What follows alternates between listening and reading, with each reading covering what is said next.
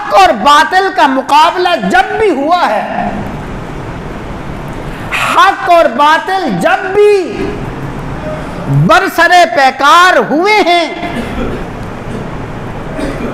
رب العالمین کی حکمت،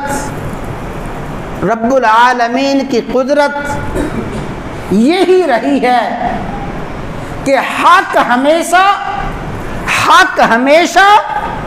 بے سر و سامانی کے عالم میں آیا ہے، حق ہمیشہ قسم پرسی کے عالم میں آیا ہے، حق ہمیشہ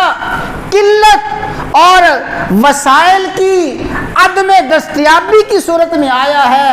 حق جب بھی آیا ہے بے سر و سامانی کے عالم میں آیا، اور باطل جب بھی مقابلہ میں آیا قوت اور طاقت کے ساتھ آیا، جاہ و حشمت کے ساتھ آیا، دولت اور ثروت کے ساتھ آیا، لیکن اللہ تبارک و تعالی نے ہر دور میں بے سر و سامانی کے عالم میں آنے والے حق کو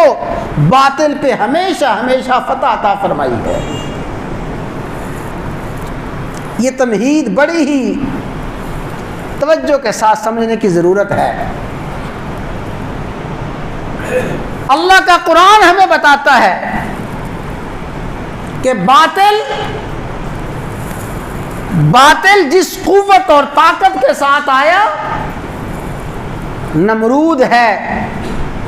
اس کی بادشاہت ہے، نمرود کی طاقت ہے، نمرود کی سلطنت ہے، اور نمرود کا دعویٰ یہ ہے کہ میں ہی ہوں، انا احیی و امید،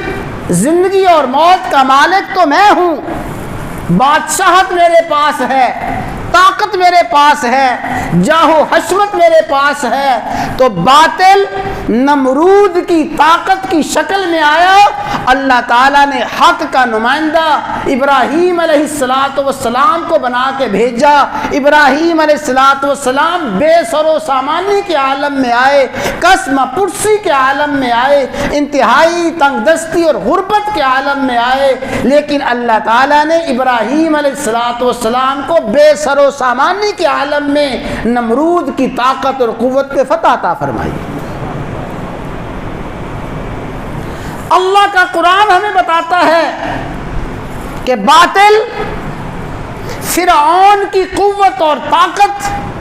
اس کی بربریت کی شکل میں آیا، فرعون کی جاہ و حشمت کی شکل میں آیا، فرعون کی دولت اور ثروت اور ریاست کی شکل میں آیا۔ اللہ تعالیٰ نے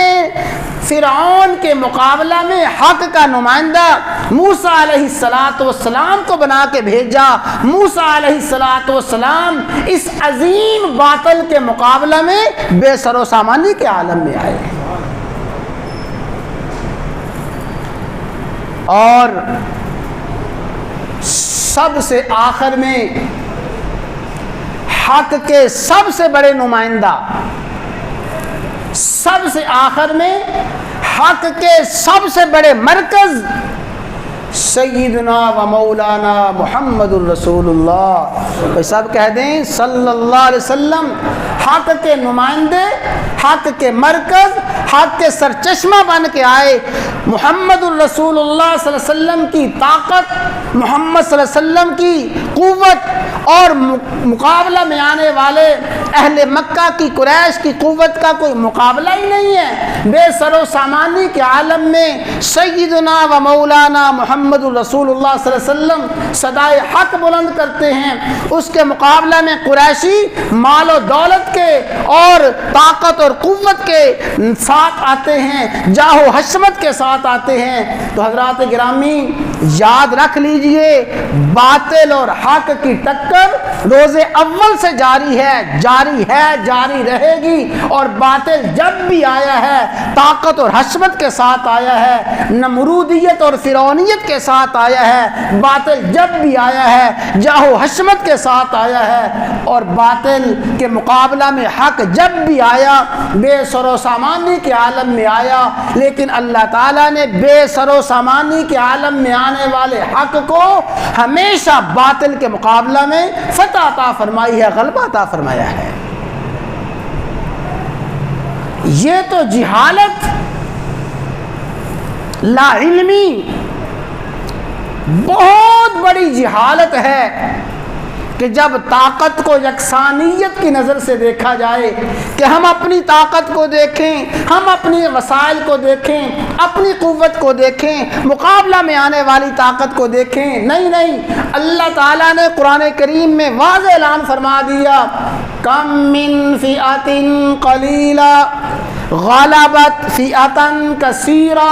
لوگوں بہت مرتبہ ایسا ہوا ہے، اکثر ایسا ہوا ہے، فئۃ قلیلۃ بے سر و سامانی کے عالم میں آنے والا لشکر، بے سر و سامانی کے عالم میں آنے والے اللہ کے مخلص بندے غلبت غالب آ گئے ہیں، فاتح ہو گئے ہیں، فئۃ کثیرۃ